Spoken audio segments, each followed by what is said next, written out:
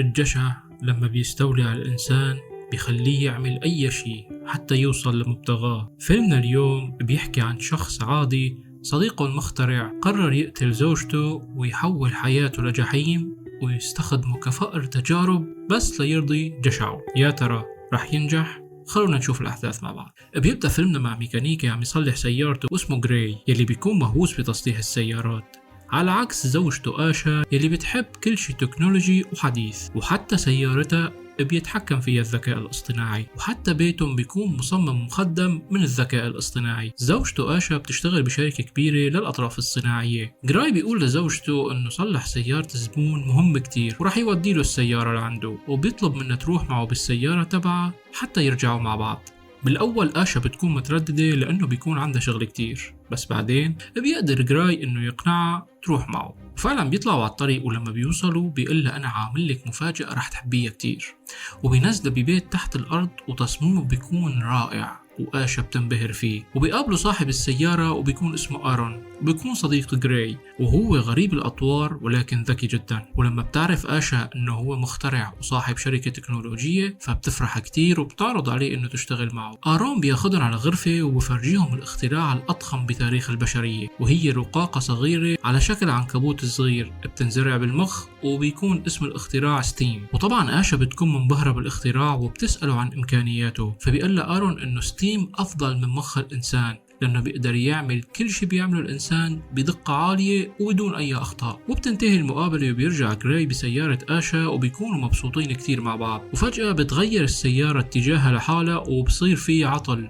ولما بتحاول آشا تسيطر على العطل بتزيد السرعة أكتر وبتطلع السيارة عن السيطرة وبيعملوا حادث. والسيارة بتبلغ الإسعاف عن مكان الحادث تلقائيا، وبعد شوي بتوصل مجموعة مسلحة وبيطالعوا جراي وآشا من السيارة. وبيكون جراي مفكر إنه جايين يساعدوهم، ولكن فجأة واحد منهم بيقتل آشا قدام عيون جراي، وبيضربوا جراي رصاصة بعموده الفقري بيشلوا حركته. وبتوقع زوجته على الأرض وبتلفظ أنفاسها الأخيرة وهي عم تطلع على جراي يلي بيكون منهار على حبيبته يلي ماتت قدام عينيه وما قدر يعمل لها أي شيء لأنه انصاب بالشلل. وبعد مرور 3 شهور من الحادثة منشوف جراي على كرسي متحرك وانصاب بشلل رباعي، وبتكون امه هي يلي عم تهتم فيه. ولكن بيكون جراي بحالة اكتئاب حاد وما عم يقدر ينسى زوجته يلي قتلوها قدام عينيه، وبيحاول يلاقي يلي قتلوها. وبيتعرف على المحقق كورتيز يلي مستلم القضية وبيسأله إذا وصلوا للفاعلين، ولكن المحقق بتقوله لسه ما وصلوا لشي جديد والتحقيق لسه شغال بالقضية. وبيرجع جراي على البيت وبيقرر ينتحر، وبيأمر الذكاء الاصطناعي يعطيه حقنات مخدر كتير، وفعلا بيحقن الذكاء الاصطناعي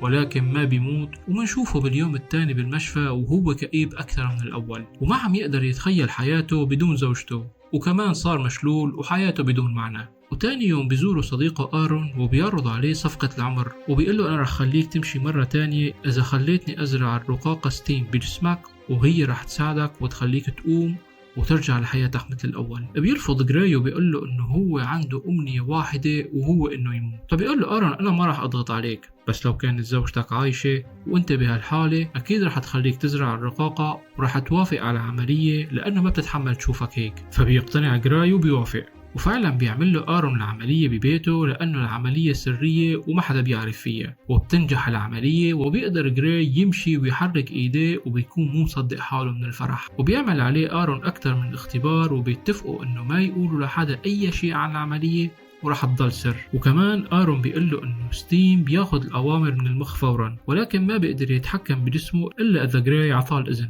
وبيرجع جراي على البيت وبيوقف استخدام الكرسي المتحرك لما بيكون بالبيت لحاله، وبعدين بيبدأ يتفقد ملفات وفيديوهات مقتل زوجته وبيحاول يلاقي أي دليل للمجرمين. وفجأة بيسمع جراي صوت ستيم براسه عم يحكي، فبينصدم جراي وبيحس حاله مجنون، ولكن بيرجع ستيم وبيحكي معه وبيأكد له إنه هو عم يحكي معه. فبينصدم جراي وبيقول له أنت ما بتقدر تقرأ أفكاري أو تعمل أي شيء إلا إذا أنا أعطيتك الإذن. ستيم بينبه جراي على نقاط هامة بالفيديو يلي بيظهر فيه المجرمين، وبيقول له انه يلي قتل زوجتك ما سحب سلاح لانه اصلا المسدس مزروع بايده. وكمان بيكشف له عن شخص من المجرمين في على ايده وشم عسكري، وستيم بيقدر يفك شفرة الوشم ويعرف مين الشخص وبيكون اسمه سيرك.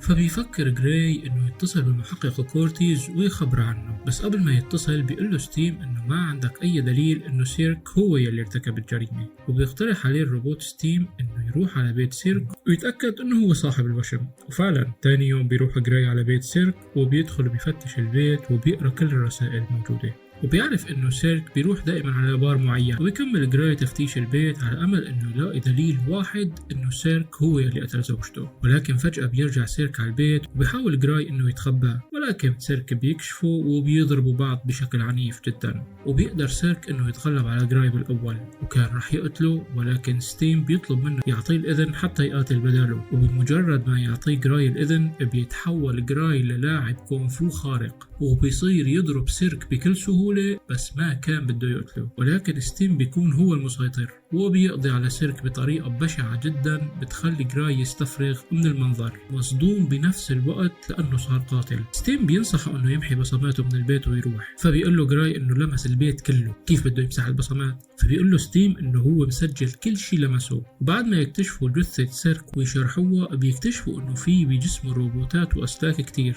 وكمان في مسدس مزروع بإيده. ولما المحققة كورتيز بتسأل عن بصمات المجرم بيقول الدكتور أنه ما لقوا أي بصمات وما قدروا يحددوا مين الشخص اللي قتله. وبعدين بنشوف آرون مع جراي وبيكون مزعوج منه كتير لأنه استخدم ستيم بارتكاب جريمة، وبيقول له أنه هالشي اللي عمله ممكن يعرض التجربة للخطر، لو كشفتنا الحكومة رح يتدمر اختراعي ورح تكون أنت السبب.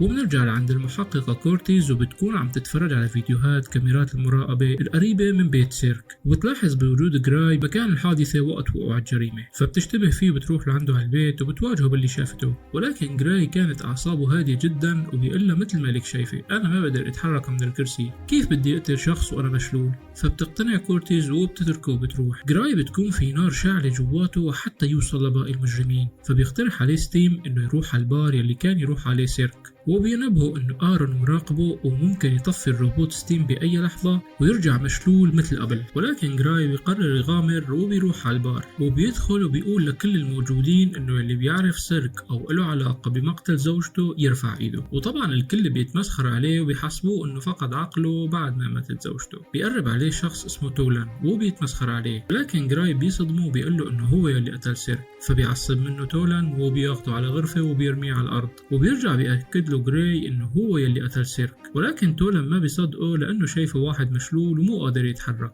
وبيقول له تولان انه هو كان مع العصابة يلي قتلت زوجته، فبيعطي جراي الاذن لستيم حتى يتصرف. وفعلا بيتحول جراي لمقاتل خارق وبيقتل كل الموجودين بالغرفة، وبيعذب تولان حتى يعترف مين اللي قتل زوجته. فبيقول له تولان على شخص اسمه فيسك.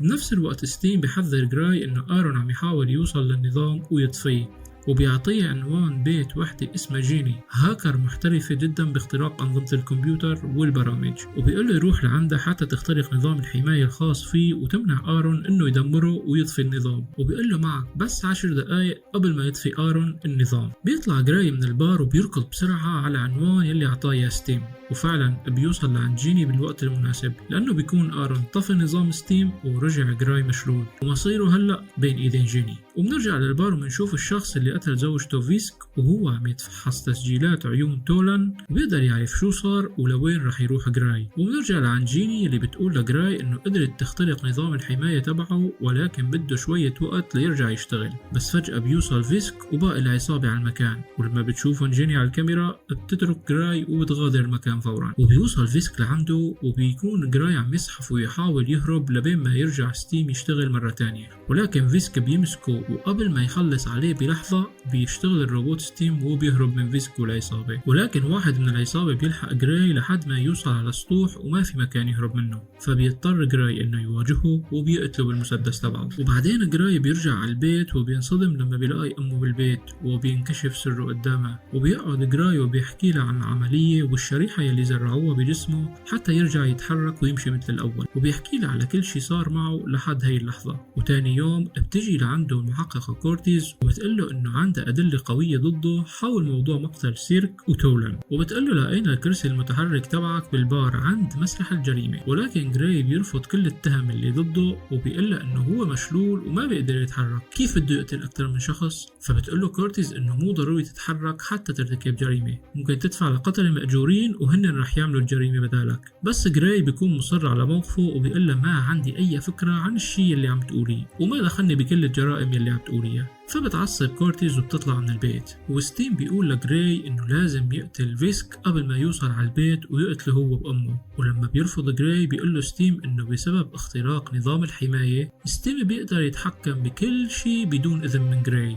يعني ما عاد لجراي أي سيطرة على ستيم، وبيخليه ستيم ياخد سلاح ويجهز حاله حتى يروح ويواجه فيسك. وبتحاول أمه تمنعه ولكن للأسف جراي ما بيقدر يوقف لأنه فقد السيطرة على جسمه وستيم هو المتحكم فيه وبيحركه مثل ما بده وإمتى ما بده. وبيطلع جراي بالسيارة وبيسوق على مكان فيست، وبتكون المحققة كورتيز عم تراقبه وبتمشي وراه، وبينبهوا ستيم انه كورتيز عم تطارده ولازم يخلصوا منها حتى ما تفشل الخطة. وبيحاول ستيم يسيطر على سيارة كورتيز ولكن بتكون سيارتها عادية وما فيها ذكاء اصطناعي. بعدين ستيم بيلاقي سيارة مصممة بالذكاء الاصطناعي على الطريق فبيتحكم فيها وبيضربها بسيارة كورتيز وبيعطل سيارتها، وهيك بيقدروا يهربوا منها. بعدين بيوصل جراي على المكان يلي فيه فيسك وبيسحب عليه سلاح وبيسأله مين اللي أعطاكم أمر لتقتلوا آشا. فيسك بيقله إنه هن عملوا هيك حتى يخلوه أقوى وأسرع وأذكى، وبيطلب منه ينضم للفريق تبعه. جراي بيرجع بيسأله عن الشخص اللي طلب منهم يقتلوا زوجته،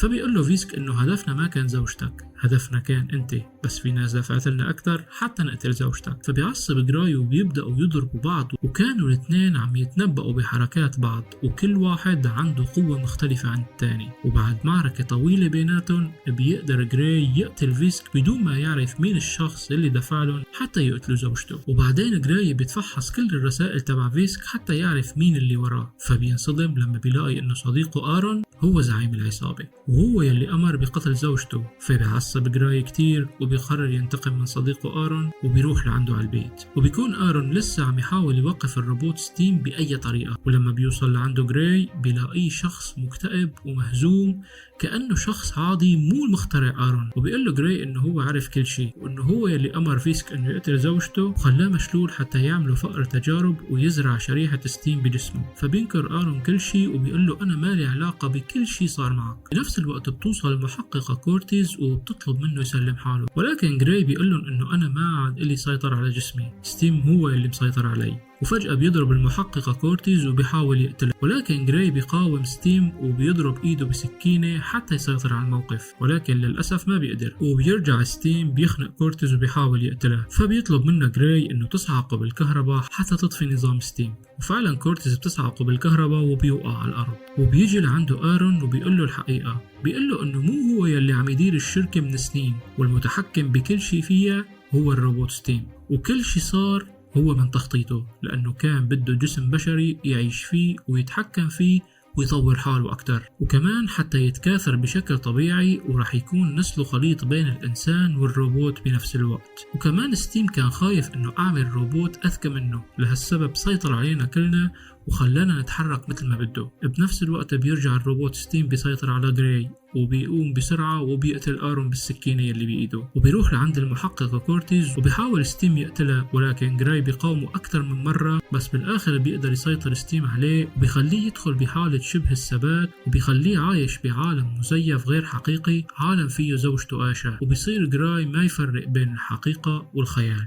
وهيك بيكون ستيم سيطر على جراي بشكل تام. وبيقول جراي لكورتيز انه العالم المزيف احلى بكتير من العالم الحقيقي وما فيه مكان للاحزان. وطبعا بيكون ستيم هو يلي عم يحكي، وبيقتل ستيم المحققة كورتيز وبيقدر يسيطر على جراي وحقق الهدف يلي بده اياه. وهيك بنكون وصلنا لنهاية الفيلم. شكرا للمتابعة، ولا تنسوا تدعمونا بلايك وتعليق جميل وشاركوا الفيديو مع اصدقائكم يلي بيحبوا الروبوتات، وطبعا لازم تشتركوا بالقناة وتفعلوا زر الجرس حتى يوصلكم دائما كل جديد. وإذا حبيتوا المحتوى فيكم تدعمونا بزر الشكرا أو تنتسبوا للقناة. موعدنا الفيلم القادم إن شاء الله. دمتم سالمين والسلام عليكم.